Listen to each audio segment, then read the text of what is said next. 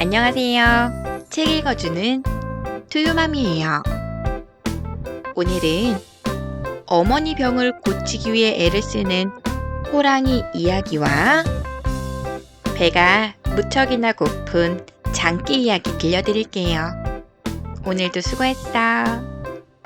잘자. 맞아. 구독, 좋아요, 알림. 호랑이 형님과 나무꾼 아우. 깊고 깊은 산골에 어머니와 아들이 살았어요. 아들은 날마다 나무를 해다 팔아서 병든 어머니를 정성껏 모셨어요. 어느 날 구슬땀을 흘리며 나무를 하는 아들 앞에 집채만한 한 호랑이가 나타났어요. 아들은 너무 놀라서 엉덩방아를 찧었어요. 아들은 벌벌 떨며 머리를 감쌌어요. 호랑이를 만나도 정신만 차리면 산다고 했어.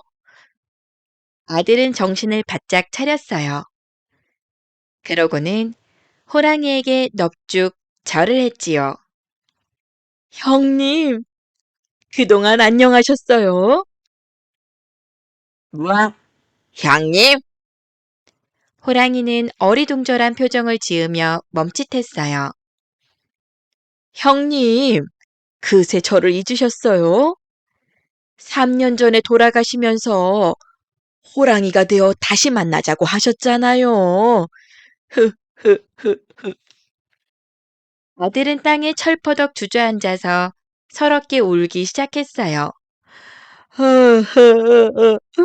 어머니는 형님을 기다리다 몹쓸 병까지 생겼답니다. 아들은 호랑이 눈치를 슬쩍슬쩍 보았어요. 그때 호랑이가 갑자기 눈물을 뚝뚝 흘리며 물었어요. 어머니가 나 때문에 병이 나셨다고? 네, 형님. 이제 기억이 나셨군요. 아들과 호랑이는 얼싸안고 울기 시작했어요. 호랑이는 한참을 울면서 어머니 얘기를 들었어요. 날이 어두워지자 호랑이는 아들을 등에 태우고 집에 데려다 주었어요. 아우야, 이 모습으로는 차마 어머니를 뵐 수 없구나. 어머니께 이 형은 잘 지낸다고 대신 전해다오. 호랑이는 아들을 내려주고 돌아가면서 어머니를 한참 바라보았어요. 어머니, 제가 꼭 병을 고쳐드릴게요. 다음 날 아침 아들이 방문을 열자 마당에 토끼 2마리가 보였어요. 호랑이가 토끼를 갖다 놓았나? 아들은 집 밖으로 나와 호랑이를 찾았으나 어디에도 호랑이는 보이지 않았어요. 다음 날에는 커다란 멧돼지가 마당에 있었어요. 얘야, 누가 이런 걸 자꾸 갖다 놓는 거니? 호랑이가 어머니 드시라고 갖다 놓았나 봐요. 아들은 이틀 전 산에서 있었던 일을 털어놓았어요. 어머니는 아들의 말에 가슴이 찡했어요. 다음날 새벽 호랑이는 사슴을 물고 내려왔어요. 호랑이가 마당에 들어서자 김이 모락모락 나는 밥상이 보였어요. 어머니께서 따뜻한 밥상을 차려주셨구나. 호랑이는 울면서 방을 향해 꾸벅 절을 했어요.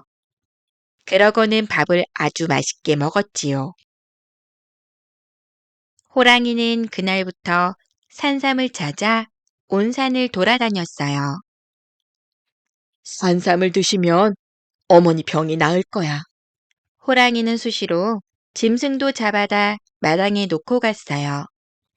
그 덕분에 어머니 병이 점점 나아졌지요. 호랑이는 비가 오나 눈이 오나 산삼을 찾아다녔어요. 그러나 산삼은 쉽게 찾을 수 없었어요. 호랑이는 쉬지도 않고 산삼을 찾느라 몸이 점점 쇠약해졌어요. 어머니, 조금만 기다리세요. 꼭 산삼을 찾아올게요. 한방눈이 펑펑 내린 다음 날, 아들은 마당에 수북히 쌓인 눈에서 호랑이를 보았어요. 어머니께 산삼을 드리려고 했구나. 아들은 가슴에 산삼을 품은 채 꽁꽁 얼어 죽은 호랑이를 보자 마음이 무척 아팠어요. 아들과 어머니는 호랑이를 볕이 잘 드는 곳에 묻어주었어요. 다음 생에는 정말로 제 형님으로 태어나세요. 아들은 호랑이 산소를 정성껏 보살피며 어머니와 오래오래 살았어요. 이 이야기는 공경에 관한 이야기예요. 가장 큰 효도는 부모님을 공경하는 거예요. 부모님의 사랑은 그 무엇보다 크고 깊지요. 그 은혜를 생각하며 부모님을 사랑하고 공경하면 가정은 절로 화목해져요. 이야기 속 사자성어도 알아볼까요? 효자의 일, 효도효, 아들자, 사랑애, 날일. 효자는 나를 아낀다는 뜻으로 오랫동안 부모님에게 효성을 다하여 섬기고자 함을 비유적으로 이르는 말이에요. 장기와 생쥐. 어느 마을에 멋쟁이 장기가 살았어요. 장기는 털을 예쁘게 가꾸고 먹고 노는 데에만 시간을 보냈어요. 다른 동물들이 겨울을 준비해 먹이를 모을 때에도 장기는 멋만 부렸어요. 산골에 겨울이 찾아왔어요. 밤새 눈도 펑펑 내렸지요. 아이, 추워라. 배도 고프네. 장기는 배를 끌어안고 먹이를 찾아다녔어요. 그러나 먹이는 어디에도 없었어요. 아이고, 힘들어. 진작 겨우살이를 준비를 할걸. 장기는 먹이를 찾아 한참 동안 돌아다니다 땅바닥에 털썩 주저앉았어요. 장기를 본 참새가 포르르 날아왔어요. 장기님, 왜 그러세요? 배가 고파서 먹이를 찾고 있는데 겨울이라 먹이가 전혀 없구나. 장기는 말을 하면서도 계속 먹이를 찾았어요. 산 아래 생쥐가 콩알을 많이 모았대요. 생쥐에게 부탁해보세요. 참새가 친절하게 알려주었어요. 나더러 지금 생쥐에게 콩알이라 얻어먹으라는 말이냐? 장기는 참새를 날카롭게 흘겨보았어요. 장기를 도와주려다 핀잔만 들은 참새는 기분이 상해서 포르르 날아갔어요. 흥, 마음대로 하세요. 장기는 배에서 꼬르륵 소리가 날 정도로 배가 고팠어요. 하루가 더 지나자 장기는 걷는 것도 힘들어졌어요. 이러다 정말 쓰러지겠네. 장기는 참다 못해 생쥐를 찾아갔어요.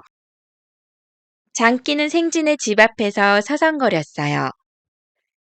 생쥐에게 어떻게 콩알을 얻지? 장기는 무슨 말을 해야 할지 몰랐어요. 한참을 서성이던 장기는 발걸음 소리에 얼른 돌담 뒤로 숨었어요.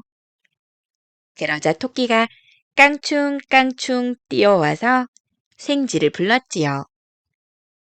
토끼는 생쥐에게 속닥속닥 하더니 콩알을 얻었어요.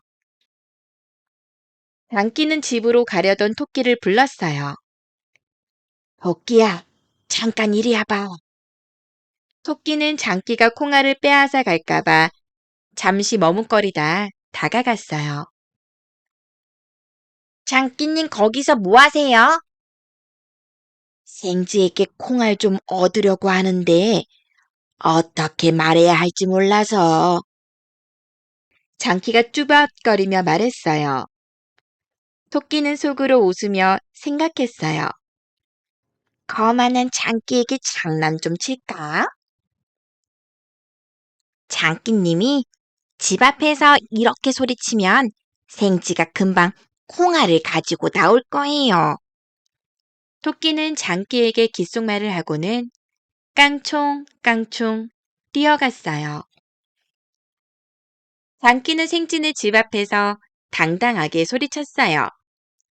콩알만한 생쥐야, 콩알 좀 나오. 장기의 소리에도 생쥐는 나오지 않았어요. 장기는 더 크게 소리쳤어요. 콩알만한 생쥐야, 콩알 좀 나오. 그러자 생쥐가 쪼르르 달려 나오더니 장기 눈을 휙 할퀴면서 화를 냈어요. 내가 가장 싫어하는 별명을 부르는 너한테는 콩 한 알도 안 줄 거야. 장기는 생쥐를 피해 허겁지겁 도망쳤어요. 토끼가 나를 속였구나. 장기는 빨개진 눈을 비비며 돌아갔어요. 그 뒤부터 장기는 주위가 빨갛게 되었대요. 이 이야기는 예의에 관한 이야기예요.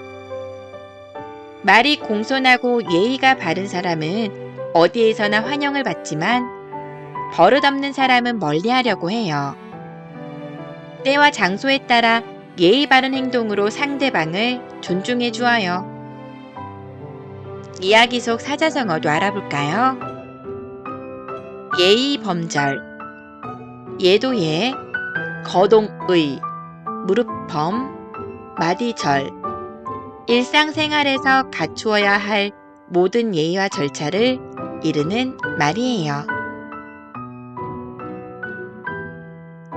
오늘도 다정다감한 투유맘과 함께 해줘서 고맙습니다.